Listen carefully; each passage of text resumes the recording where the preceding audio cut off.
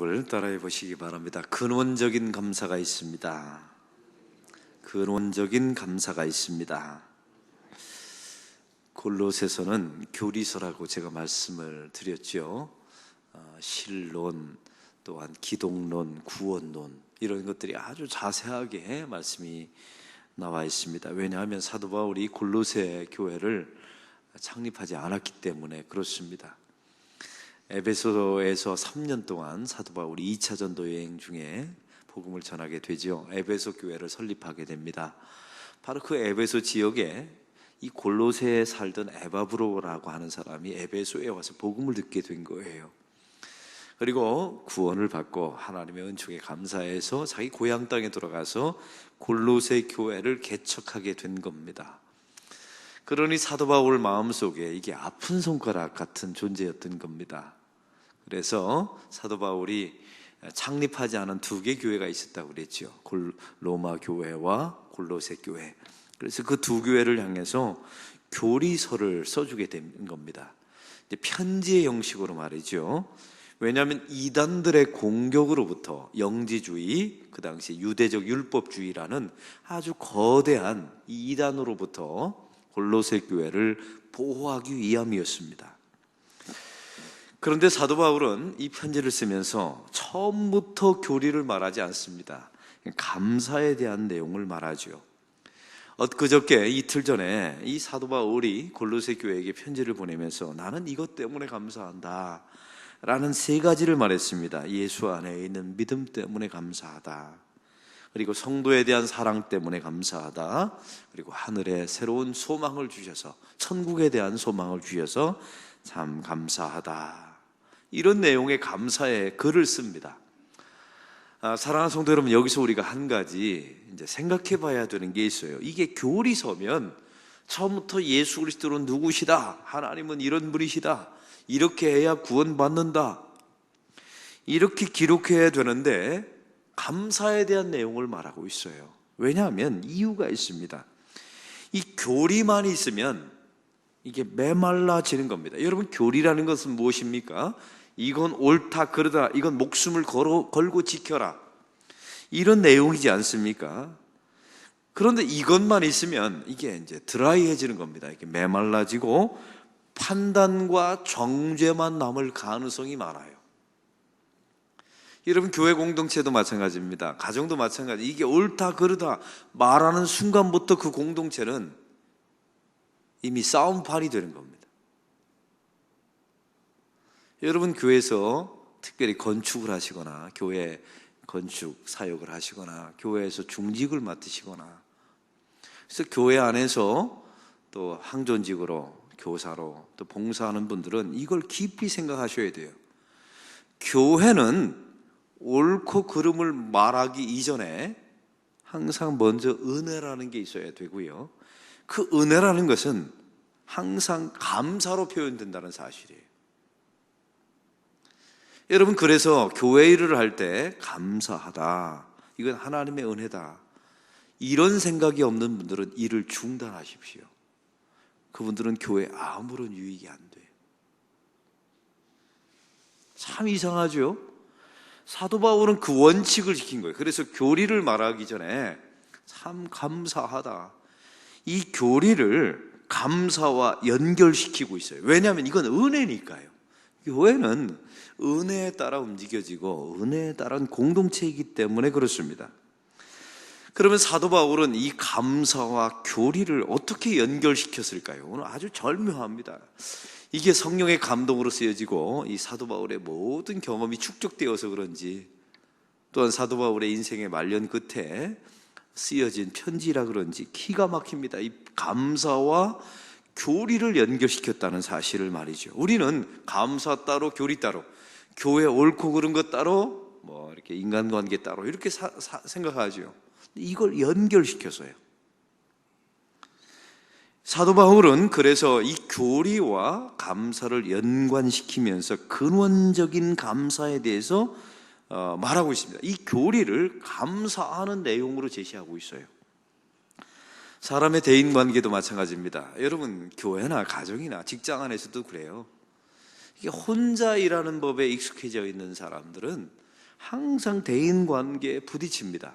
교회 안에서도요, 일을 딱 시켜보면 그 사람이 어떤 사람인지를 알아요. 그리고 중요한 게 일을 해보기 전에는 그 사람이 어떤 사람인지 모릅니다.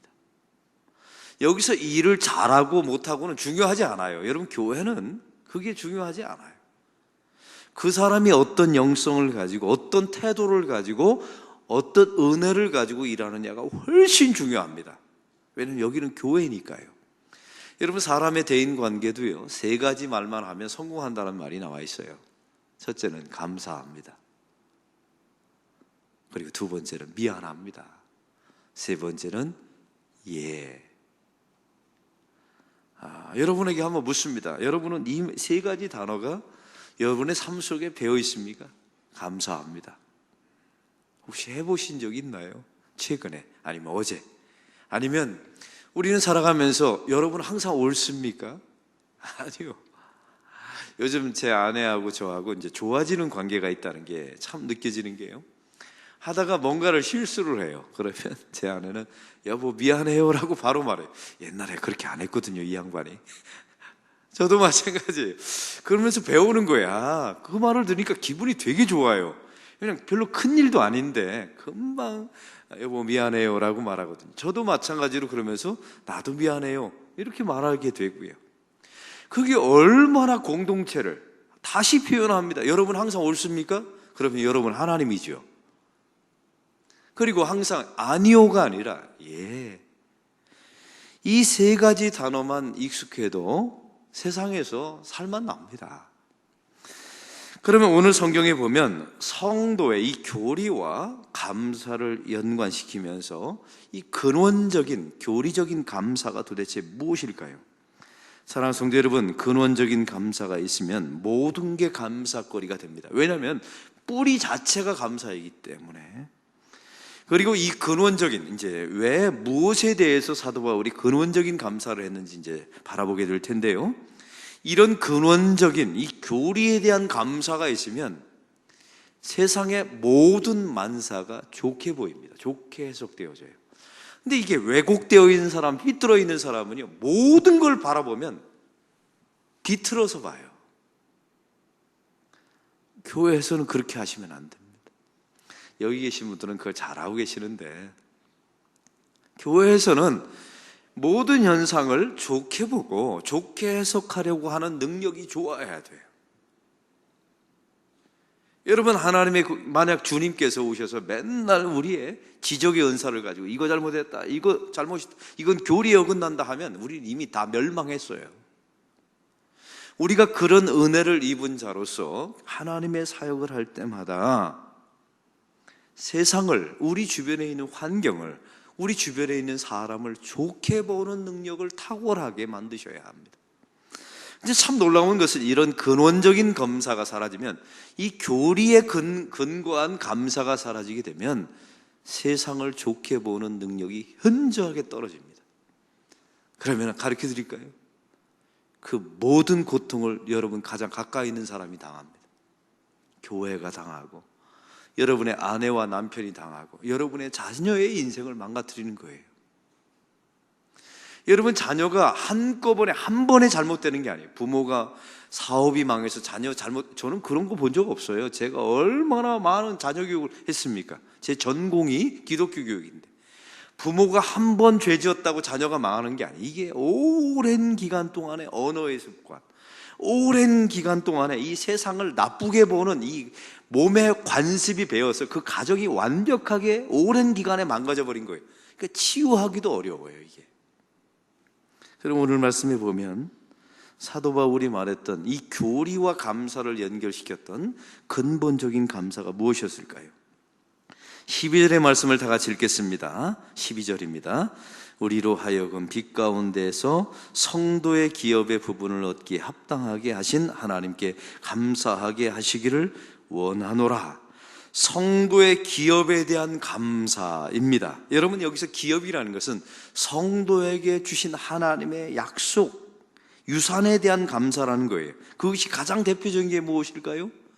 오늘 대림절이니까 내가 너와 함께 하겠다는 임마누엘의 약속, 평생 어떤 상황에서도 함께 하겠다는 것. 또 죽음 너머에 천국을 주시겠다는 약속. 제가 어제 오늘 지금 장례를 2번 치르고 있습니다. 어제는 우리 노회 또 노회장을 지내신 공로 목사님의 장례를 치르고, 오늘 또 예린교회에 가서 장례위원으로서 제가 함께 하면서 장례를 치르게 됩니다. 참 놀라운 것은요, 이 목사님들의 장례를 치면 가슴이 너무 좋아요. 왜냐하면 일단 제가 가르쳐 드릴게요. 왜 기분이 너무 좋은지. 이게 일단 영정사진이 다 웃고 있어요. 여러분 일반 사진 가보세요. 장례식장에 다 이렇게 굳은 표정으로 있는데 목사님들은 다 활짝 웃고 있어요. 이게 너무 좋아요. 왜냐하면 천국 가는 분인데 이걸 왜 우거지상으로 합니까? 우리 권사님들 다시 찍으세요, 사진. 제가 이렇게 얼굴 이렇게 무표정인 건 제가 그런 장례식장에 가면 떼라고 할 거예요. 활짝 웃으면서 영정사진 다시 찍어달라고. 해맑게. 또 한 가지, 유가족들이요, 얼굴이 밝아요. 왜냐하면 이게 여기가 마지막이 아니거든요. 놀라운 것은 매일매일마다 예배가 드려지게 되고, 더 놀라운 사실은 교회에다가 관을 놓고 교회에서 온 교인들의 기도와 찬송 속에 발인 예식을 해요. 이게 얼마나, 이걸 보면서 예식도 좋지만 하나님의 천국에 대한 약속의 유업이 막 믿어져요. 그 자체가 너무 경건하고 너무 좋기 때문에. 여러분, 이런 것들을 보면 놀라운 사실은 그 장례식장 안에서도 감사하다. 남의 죽음인데, 유가족들도 마찬가지. 입만 열면 조사하십시오, 자녀들 인사하십시오, 감사합니다. 우리 아버님 여기까지 이렇게 잘 살아오셔서 감사합니다. 유가족들 감사합니다. 하나님께 감사. 입에 감사가 달아요. 여러분 참 기가 막히죠? 죽음 앞에서 이렇게 감사를 말할 줄 아는 것, 이게 성도의 기업에 대한 하나님의 약속 때문에 이런 감사가 나오는 줄로 믿습니다. 그래서 오늘 성경은 말합니다. 기업을 얻기에 합당하게. 이 말씀은 우리에게 그런 자격을 주셨다는 거예요. 우리가 그럴 만한 행위를 가져서 자격을 얻은 게 아니에요. 십자가의 능력으로 우리에게 그런 자격을 주셨어요. 그리고 합당하게 하사라고 나와 있죠. 이게 원문에 보니까 이렇게 나왔습니다. 점령하다. 한번 따라해 봅시다. 점령하다. 그 자격을 어떻게 주셨냐면, 내가 노력하고 나의 행실과 나의 선행을 통해서 하나님의 천국의 유업을 받는, 하나님의 자녀의 기업을 받는 약속을 주신 것이 아니라 어느 날 주님께서 우리를 갑자기 찾아오셔서 점령해 버렸다는 거예요. 너는 내 것이라고요. 사랑하는 성도 여러분, 이것만 생각해도 근원적인 감사가 될 수가 있어요. 그런 사람들은 죽음의 자리에서도 얼마든지 감사할 수가 있습니다. 사랑하는 성도 여러분, 교회 일을 할 때 가장 힘든 사람이 나만 깨끗한 것처럼, 나만 의로운 것처럼 이렇게 하면서 남을 정죄하고, 내게 주신 그 나는 점령당해서 내가 노력해서 얻은 것이, 하나님이 나를 점령해서 구원해 주신 그 은총이 사라지는 순간에 그 교회는, 그 건축터에는, 그 여러분의 가정에는 교리만 남아있고 감사는 사라져버리는 가장 각박한 그런 가정치고 온전한 가정을 저는 본 적이 없습니다. 그러면 그런 줄 아세요? 그런데 참 놀라운 사실은요, 좀 가난하고 사업은 망해도요, 놀라운 것은 부모가 항상 입에 감사하다. 여러분 왜 감사합니까? 여러분 목사의 신방이라는 게 그래요.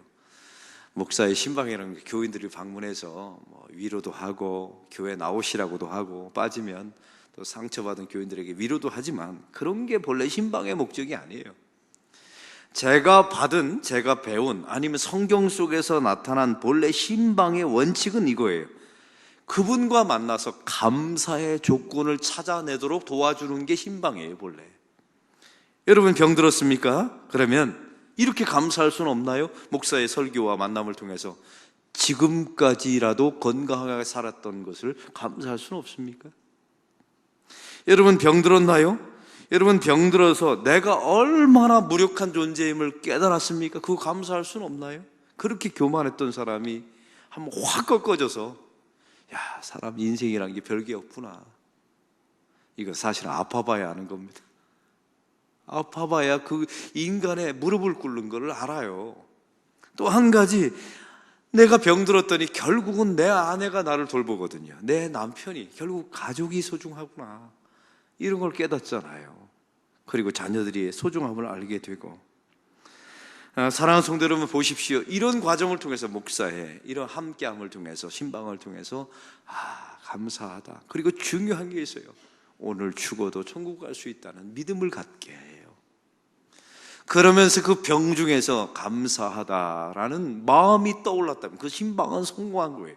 그리고 여러분은 그 순간에 이미 승리한 사람이 된 줄로 믿습니다. 사랑하는 성도 여러분, 이제 말씀을 맺습니다. 여러분의 삶 속에 교리만 남아있게 만들지 마세요. 이렇게 하면 구원받는다, 이건 죄다. 여러분, 그 교리를 가지고 정죄의 수단으로 쓴다면 교회 사역을 할 때 멈추십시오. 아무런 도움이 안 돼. 제가 솔직하게 말하면 아무런 도움이 안 돼. 교회가 어마어마한 일을 해도, 여러분의 가정 속에 큰 놀라운 일이 해도 아니요, 아무런 영적으로 도움이 안 돼. 그 교리를 감사와 연결시켜야 돼요. 항상 가장 가까이 일하는 사람들과 함께, 야, 이건 감사하다. 어제 우리 주일학교 성탄절 발표를 하는데 참 감사한 것은요, 제 방에 또 교인이 찾아와서 그러는 거예요. 목사님, 아이들이 얼마나 밝고 주님 태어나심을 환호 지르고, 웬 이렇게 애들이 춤을 잘 춥니까? 우리나라 K-팝 스타가 그렇게 잘 된 이유가 있더라고요. 교회에서 다 키워냈더라고요, 보니까.